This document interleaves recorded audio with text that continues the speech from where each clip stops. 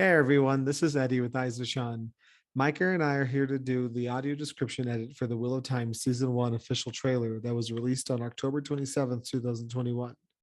This will likely be our final audio description of the Season 1 promotional material. The Wheel of Time released a trove of shorter videos, and with every one they did, they also did a descriptive text on Twitter. I saw many of them have that descriptive text on Facebook as well. With our time constraints, we're just going to have to let those descriptions stand as is. And honestly, they've been doing great with them. As with the teaser trailer and Moraine's quest video, we'll be doing an extended audio description where we'll describe the upcoming portion of the trailer.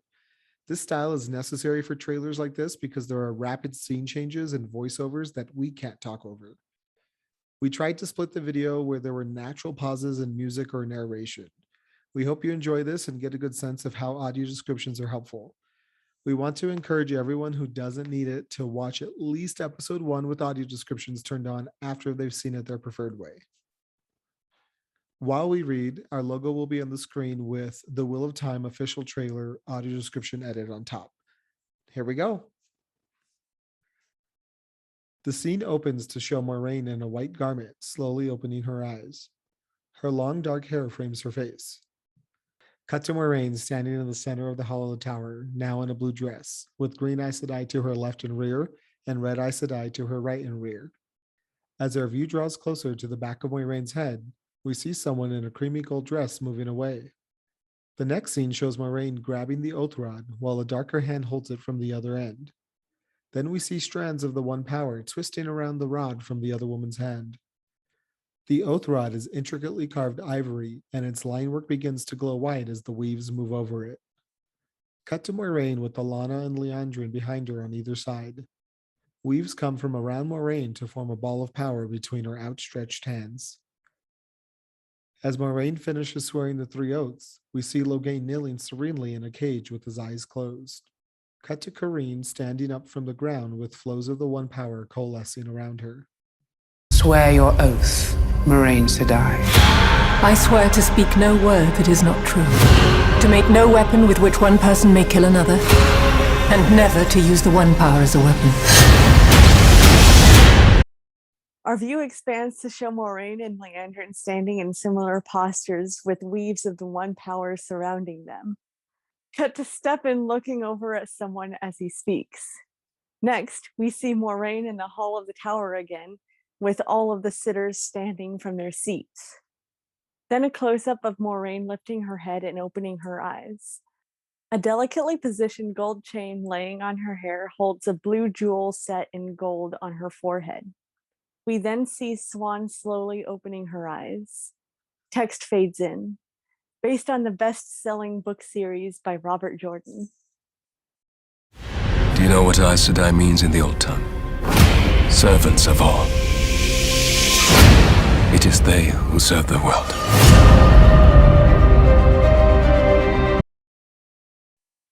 The scene opens to Moiraine standing on a stone path outside the White Tower as wind ruffles her skirt.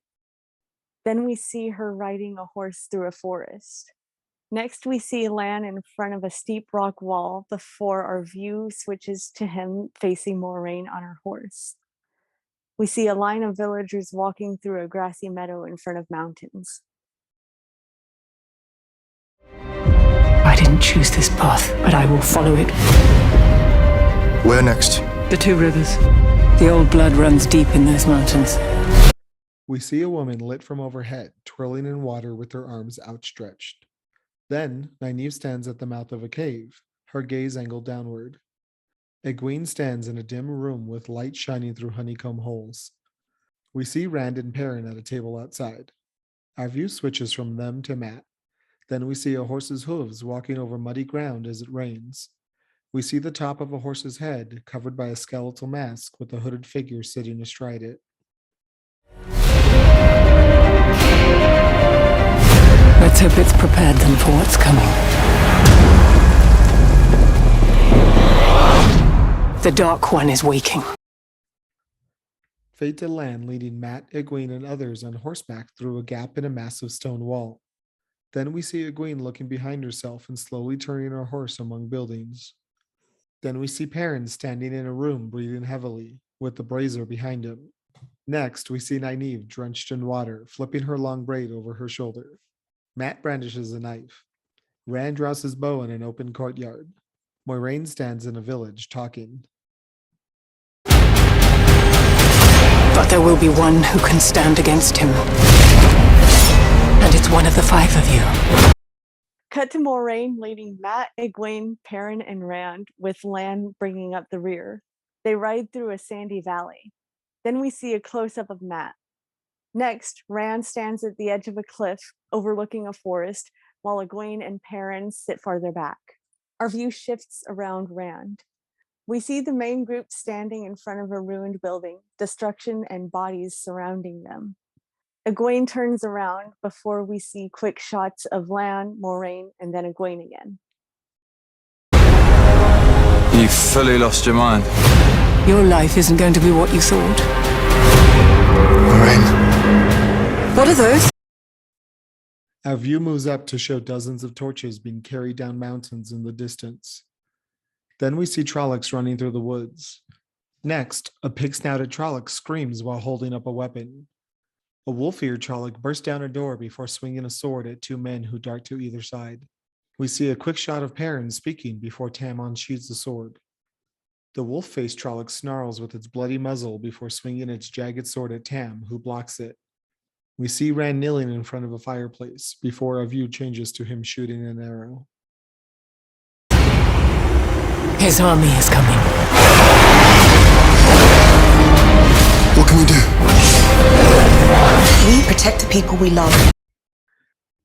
Cut to a misty forest where a lone figure rides through a wide gap in the trees. Ahead, the sun lights up the mist and turns everything shades of black and white. In a moonlit forest, Lan kneels to lay Moraine down against a small rise on the mossy ground. Egwene sits in a chair facing others, with the woman standing behind and to one side.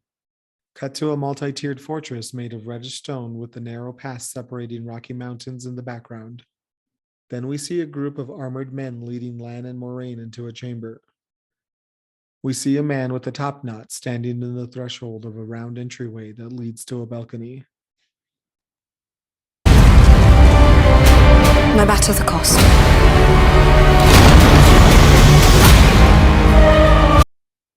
Cut to a gagged woman in a yellow dress burning at a stake. Then Volda sits and lifts the silver goblet with a bloody hand. The goblet reflects the flames.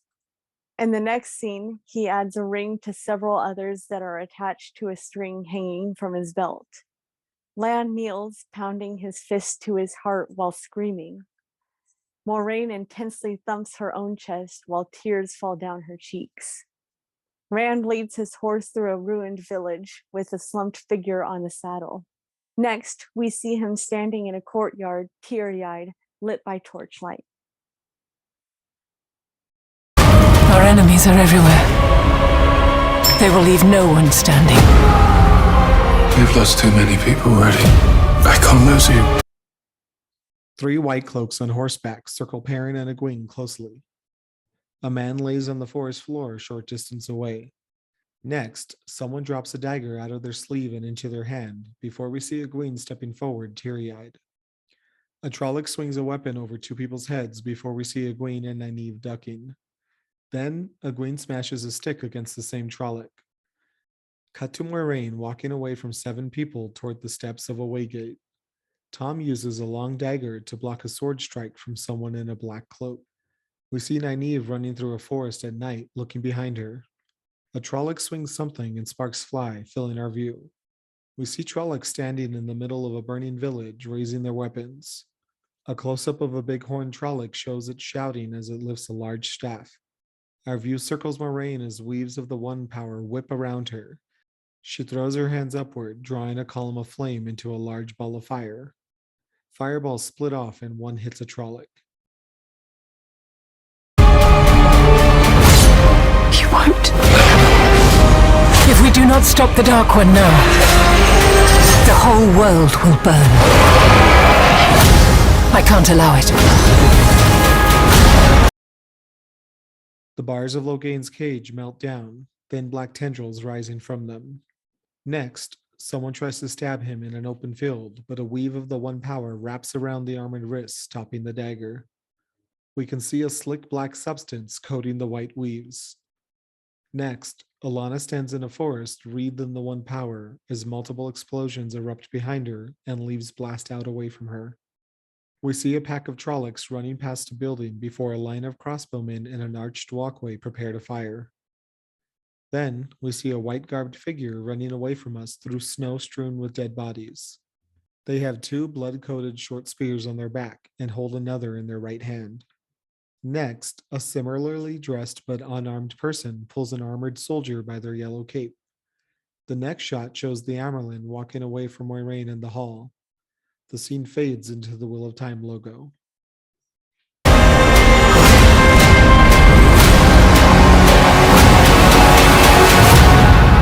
The wheel weaves as the wheel wills.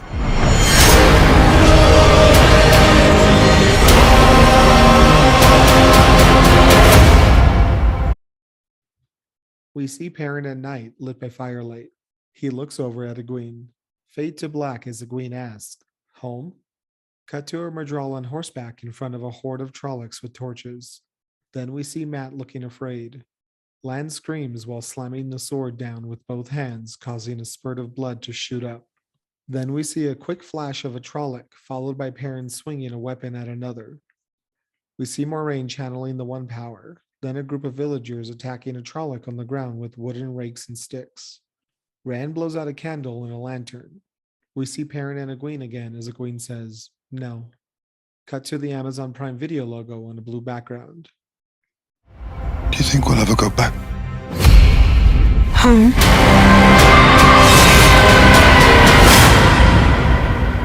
No.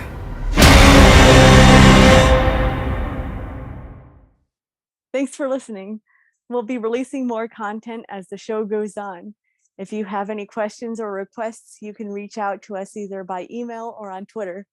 Once again, we encourage y'all to listen to at least the first episode with audio description. We think it can be informative to everyone, and hopefully it'll make this fandom more accessible to everyone.